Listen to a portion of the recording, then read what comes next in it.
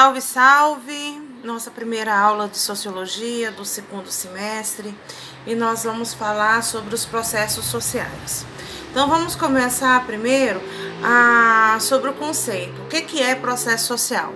Então, processo social são as formas, pelas quais os indivíduos se relacionam uns com os outros, ou seja, é como nós estabelecemos as relações sociais. As relações sociais está ligada na relação ou em como nós nos aproximamos das pessoas, que podem acontecer de duas formas. Então, nós temos os contatos sociais diretos e os contatos sociais indiretos. Os contatos sociais diretos são aqueles que estabelecem elos pessoais, são as relações pessoais, de sentimento, de interligação, identificação que nós temos para com as pessoas nas quais relacionamos. Um exemplo, família. Outro exemplo, escola. Isso são contatos, de relações pessoais. E também acontece das relações impessoais ou indiretos, são aqueles grupos do qual a gente participa uma vez ou outra, mas que não está ali se relacionando todos os dias, em todos os momentos. Não existe necessariamente um elo de ligação, um sentimento que ligue você àquele grupo que você queira sempre estar com aquele grupo. Os processos sociais, eles estão presentes em toda a sociedade. Quando um grupo de pessoas se organiza para limpar uma casa, quando as pessoas assimilam, mesmo que inconscientemente o costume de alguém ou de um grupo, você acaba que está ali se relacionando de forma direta, E esses são contatos, está dentro dos processos sociais. Esses processos sociais, eles podem ser, distinguidos em associativos e dissociativos. O que são processos sociais associativos? São classificados ainda em cooperação, acomodação e assimilação. A cooperação é quando diferentes indivíduos se unem em torno de uma causa, de um objetivo comum, como, por exemplo, combater a Covid-19. Então, não importa qual parte do mundo, tem diversos países se reunindo e desenvolvendo pesquisas em relação à vacinação, a vacinas. Isso é um contato por cooperação. Então, tá lá os cientistas reunidos, desenvolvendo as pesquisas e fazendo os testes. Tem um objetivo comum, encontrar a vacina da Covid-19.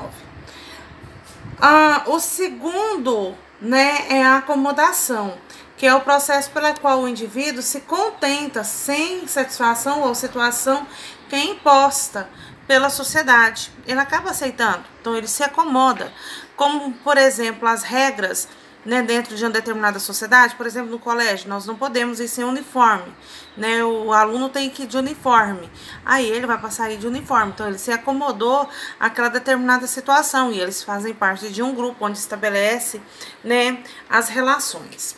E, por fim, nós temos o processo de assimilação, que ocorre quando os indivíduos de grupos antagônicos se tornam semelhantes. Por exemplo, nós aqui da cidade, aí vamos morar lá no campo, com uma família que viveu a vida inteira no campo, os costumes dessa família é completamente diferente dos nossos. Mas o que acontece? Nós vamos ter que aprender a lidar com isso. Aí viver ali, a partir do momento que eu aprendo os costumes daquela família, ocorre o processo de assimilação. Isso aconteceu com o processo dos índios, quando foram catequizados pelos portugueses, dos negros, quando vieram escravizados para cá, que deixaram de ter a sua cultura e tiveram que se adaptar à cultura portuguesa.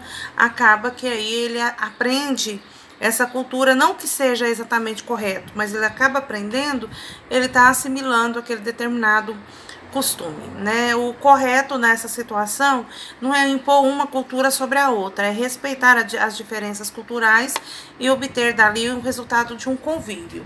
O certo seria esse, Por quê? Porque quando esse processo não ocorre dessa forma, nós vamos para os processos sociais dissociativos. Os processos dissociativos são competição e o conflito. Então, o que é essa competição dentro desses processos sociais? É a disputa de interesses entre indivíduos ou grupos sociais que é regulamentada por normas e, né, por interesses que vai levar um indivíduo, né, a fazer uso de violência ou de uma força bruta para poder fazer o quê? Para poder acabar assumindo aquela primeira posição, aquela posição ali, né? Isso dar-se origem ao processo do conflito. E o de competição, quando eu penso em competição, que inicia de forma saudável, ele não chega ao conflito. Por que ele não chega ao conflito? Porque ele vai respeitar as normas e dentro dessas normas que vença aquele que tiver melhor capacidade. Esse é um processo, né, normal de uma competição. Mas quando ultrapassa as fronteiras das normas e dessa normalidade, que ganha essa tensão social, inclusive violência, ameaça, aí nós já temos o conflito. Então, normalmente, a competição e o conflito acaba que caminha lado a lado e a linha que separa os dois é muito tênue. Se a pessoa não tiver especificamente preparada para aceitar essas diferenças, dificilmente nós vamos ter o resultado satisfatório de uma competição. Né? Uma competição que traz resultados satisfatórios, por exemplo, em um jogo de futebol, onde eu tenho o time A, time B, o melhor dali daquela competição, seguindo aquelas determinadas regras, vai obter o resultado positivo, né? Ou seja, vai vencer o jogo. Isso seria um resultado normal de uma competição.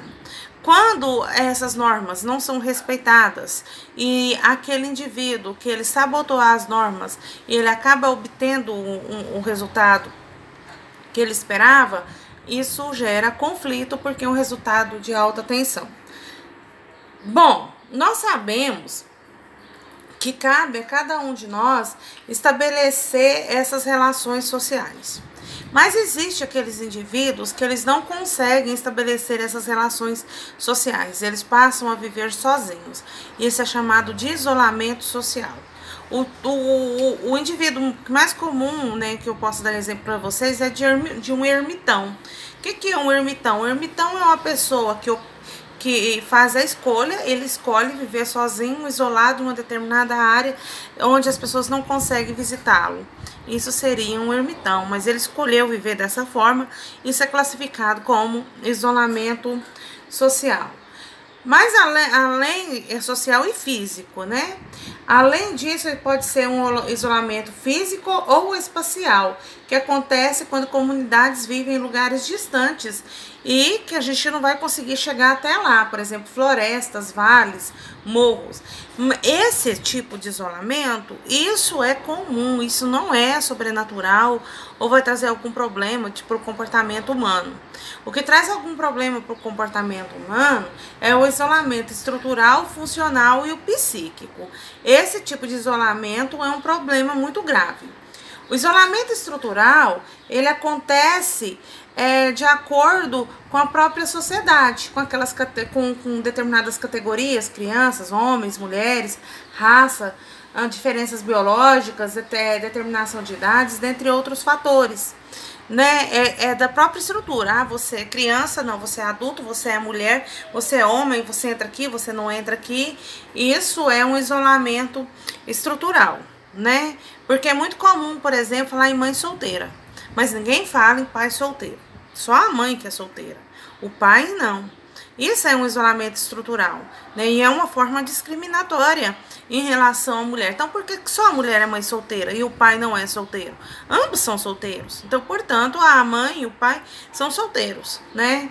O isolamento funcional, ele ocorre quando o indivíduo apresenta alguma deficiência e que transforma essas relações sociais, como por exemplo a surdez e a cegueira.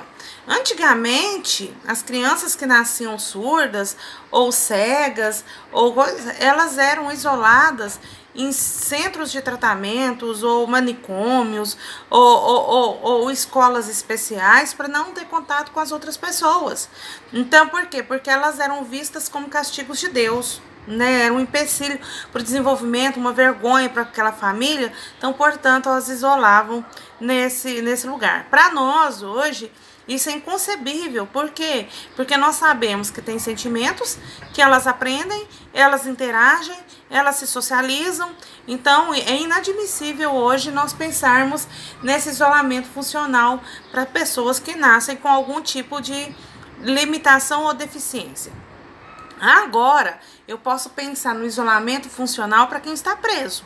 Mas como assim, professor? Para um presidiário, ele cometeu um crime aqui na nossa sociedade, ele foi julgado, condenado e foi preso. Então ele, ele tem impossibilitado de viver conosco. Não foi por uma escolha dele, é uma função do Estado fazer isso, mas acaba que é um isolamento funcional também. E o isolamento psíquico é aquela diferença de cultura, de conhecimento de pessoas, né, de um empresário de sucesso com um trabalhador comum, né? Então, eu não posso frequentar a casa de fulano porque fulano, a casa dele é muito melhor do que a minha, vai reparar a minha e por aí vai. Esse isolamento acontece por meio de criação de clubes, por exemplo.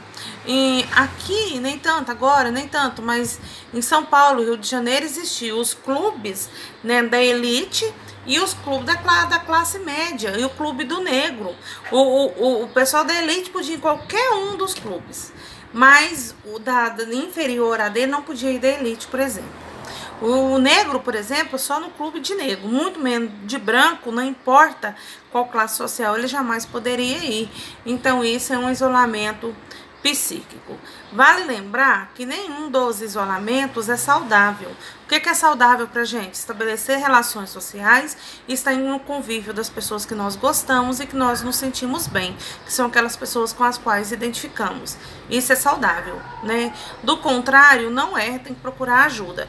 E se você presencia esse tipo de comportamento, isso é discriminatório, isso é crime. Então, é uma situação muito grave e que tem que ser conversada e revisto. Então, por hoje é só, gente. Tchau, tchau para vocês.